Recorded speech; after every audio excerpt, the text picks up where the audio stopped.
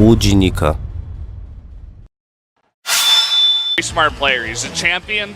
He's done it before in rough spots like this. He doesn't necessarily get nervous. This guy is an unbelievable player, but Soulkey is really challenging him here. And they're one game away both from moving to the next round. I can't really give it to either one of these guys. They both played so well in either of the games. You know, Classic, fantastic holding that first one. Soulkey, great build in game number 2. Let's jump into game number 3 on Arena right now and see how it goes down.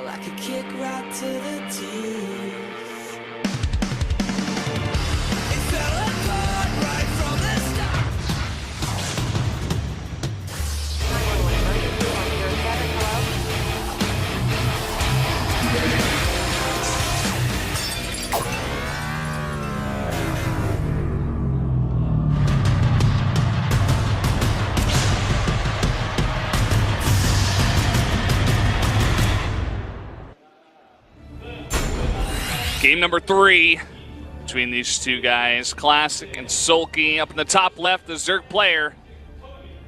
It is Soulkey.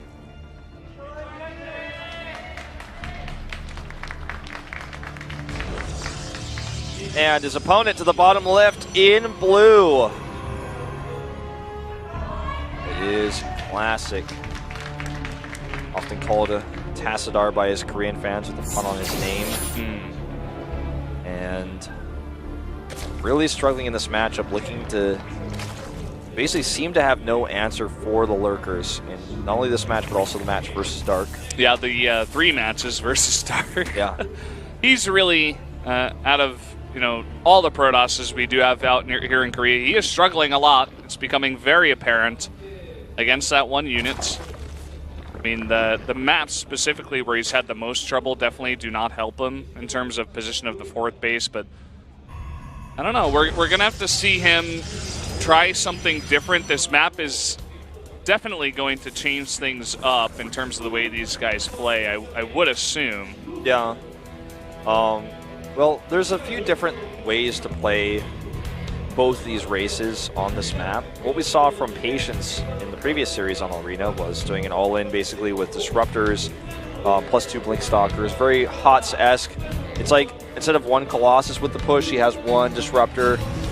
But we've also seen Oracle plays be very effective on this map because of the short distance by air.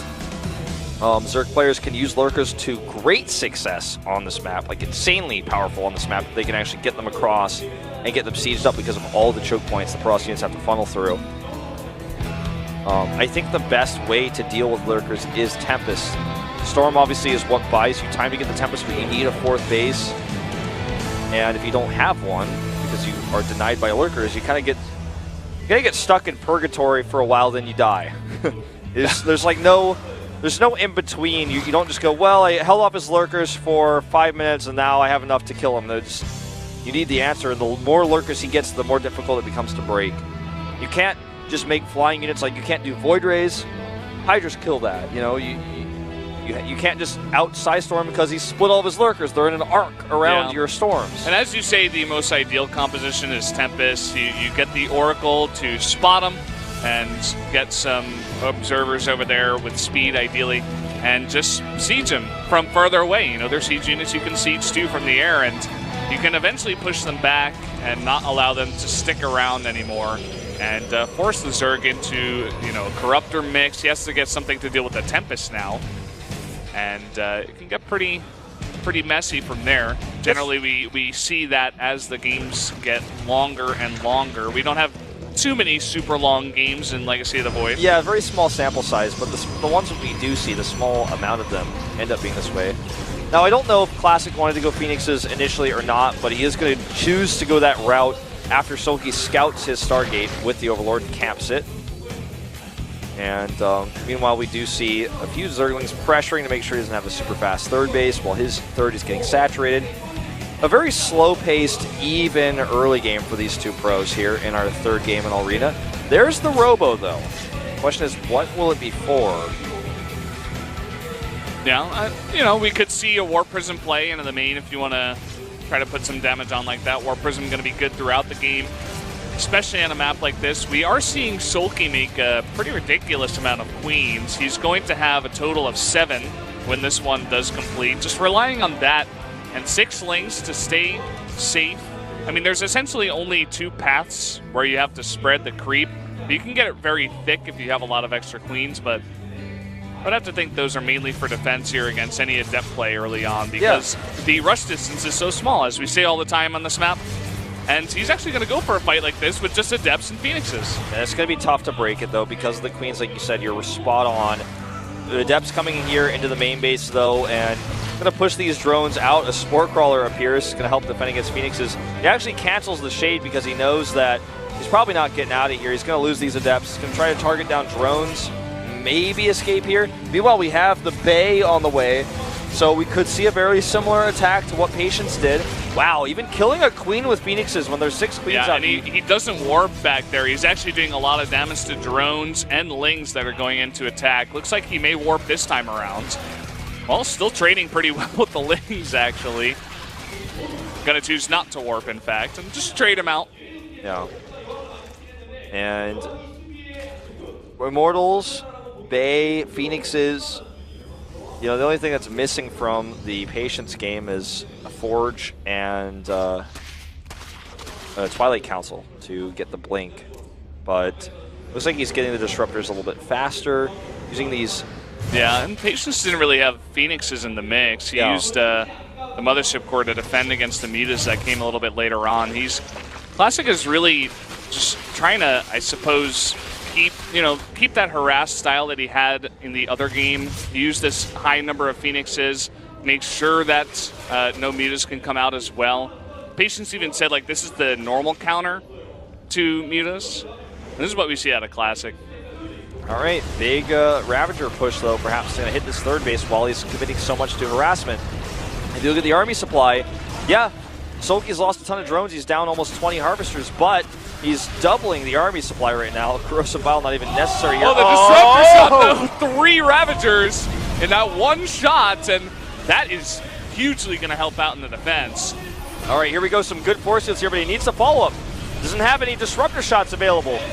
Needs another Disruptor shot for sure. I think another Disruptor just popped out. Here we go. It's going to try to make its way down and hit the Queens. Hit a couple of them there, lifting actually the Ravagers. Nice transfuses to keep them alive, though. He needs another Purification Nova. One is ready. He needs to send it out there. So meanwhile, just multiplying, or multiply picking up these Queens with his Phoenixes. There's the Purification Nova, and now all these Queens are very, very low. And they have no more energy left, really. The Disruptors are going to live. All of these Queens are going to die, and the entire attack is thwarted. Oh, look at that, using the Disruptor to finish it off. Will he save the Disruptor? We'll never know, because it's not clicked on. I can see it lives. Okay, with just a tiny bit of health there. And either way, it doesn't really matter. This attack has failed. And Soulkey is not going to be able to break Classic's defenses here. He's got 37 drones back at home. Yeah, he's now, the attack needed to do way more damage. I think hitting maybe the third base from a different angle would have been the better way, but those force fields locked everything in place. He got the second Disruptor out. His 30 supply down. His army is smaller. He's got no economy. No defense here, no spores. I mean, this is... No Queens. He might just GG here. 2 Queens. Yeah, he's got nothing. Yeah, man, this game is over. That was a really interesting idea out of Soulkey. Make a bunch of Queens, do a nice Ravager timing.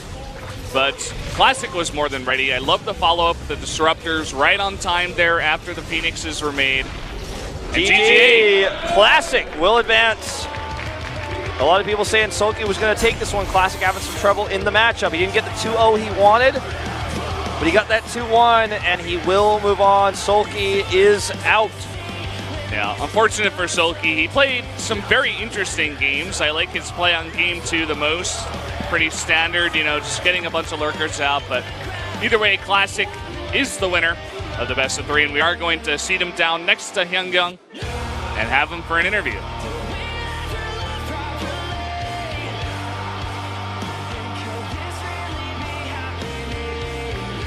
스타리그 2016 시즌 1 패자조 2라운드 마지막 승자 김도우 선수 만나보겠습니다. 축하드립니다. 네, 감사합니다. Congratulations. 오늘 힘들게 이기셨어요. 승리 소감 어떠신가요? 사실 이 세트가 이제 제가 초반에 유리해서 당연히 2대0으로 이길 줄 알았는데 유리한 걸 Second set, I had the 져가지고 advantage in the early 3세트는 stage. 맵도 안 좋고 또 유리한 거 지는 바람에 자신감도 좀 떨어져서 힘들겠다 I don't like the 싶었는데 third map, 그래도 Arena. 상대방 체제를 잘 파악해서 이렇게 It was a 이긴 것 tough 같아요. third map. 2세트 정말 김도우 선수가 초반부터 꾸준히 유리했어요. 견제도 너무 잘하고 있었고 I knew what 병력도 strategy to use early on. 굉장히 질적으로 Yeah, I knew 높은 what my- 병력을 or I 가지고 knew what my pose 있었는데 would do early on, and I 유리할 was 때마다 able to 김도우 block him. 선수가 주춤주춤하는 그런 버릇들일까요? 습관일까요? 네, 왜 제가 이렇게 유리한 부분을 끝까지 가지고 가지 못할까요? 제가 가시지옥을 너무 좀 무서워하는 것 같아요. 좀 가시지옥에 많이 져서 The lurkers 세 are 보이는 really 거예요, scared. I 그래서 think it's actually a problem for me. I 제대로 get really 싸웠으면 nervous 이겼을 when I 것 같은데 face them. 좀 주춤주춤해서 져가지고 또 얼른 가시지옥을 좀 안 무서워해야 될 것 같아요. When I fight 박명호 confidently, I can take some of 선수와의 the 지난 fights, but I think sometimes 경기에서 I'm just 김도우 much too scared of 선수가 them. 조금은 무기력하게 패배를 했는데 그 이후에 저그전을 연습하면서는 어떤 점들을 좀 보완해야겠다고 생각하셨나요?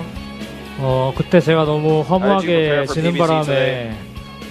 좀 기대해주신 I lost 팬분들한테도 too easily to Zergs 죄송해서 recently. 다음 저그전은 좀 Sorry to my 달라진 fans. 모습을 보여드려야겠다라고 생각을 하고 연습을 많이 I 했어요. wanted to show that I could play well against the 좀 Zergs, so I 러커, practiced hard. 가시지옥 때 유리한 걸 지는 바람에 더 연습해와야 될 것 같아요. 많은 팬분들이 좀 궁금해하시는 게 So 조합의 I've shown some 문제. flaws, 단기전에 so 도모했을 I have to 때, practice 돌입했을 harder in 때 the future. 가시종 라인을 원래는 불사조와 불멸자, 돌진 광주에서 뚫어냈잖아요. 네. 그게 잘 되다가 최근에 막히는 이유가 뭘까요, 토스들이?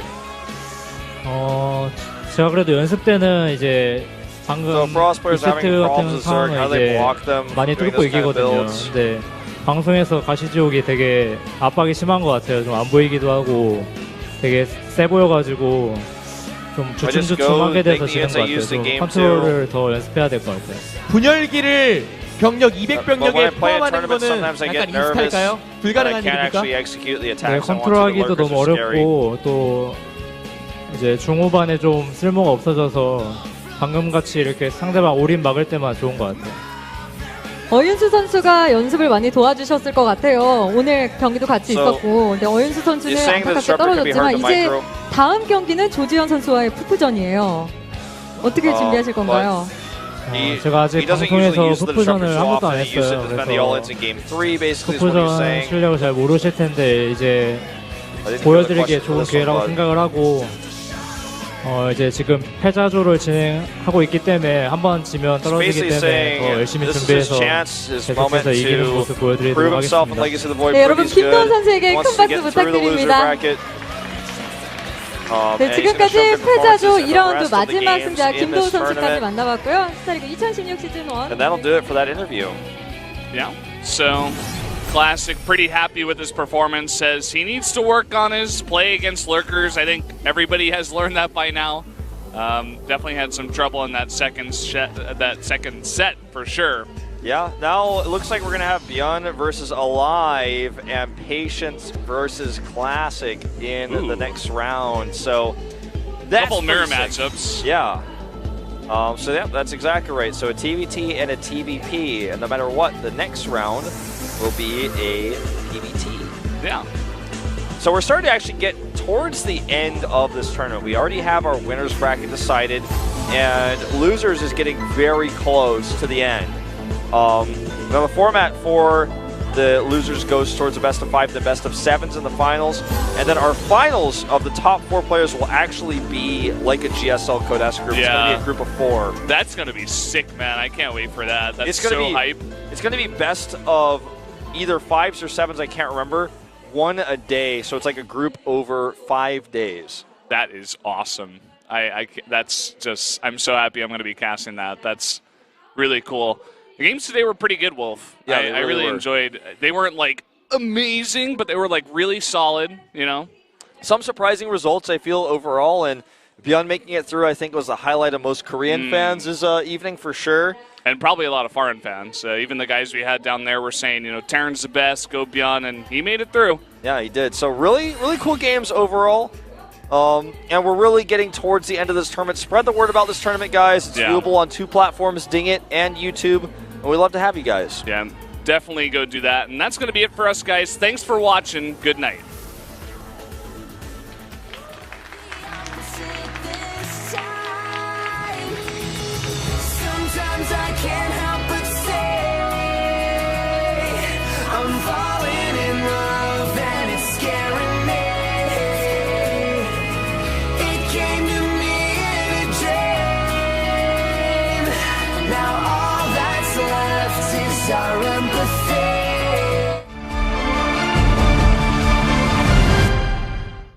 지금까지 만났던 팀들보다 더 못하는 것 같아요. 당연히 가장 약한 선수죠.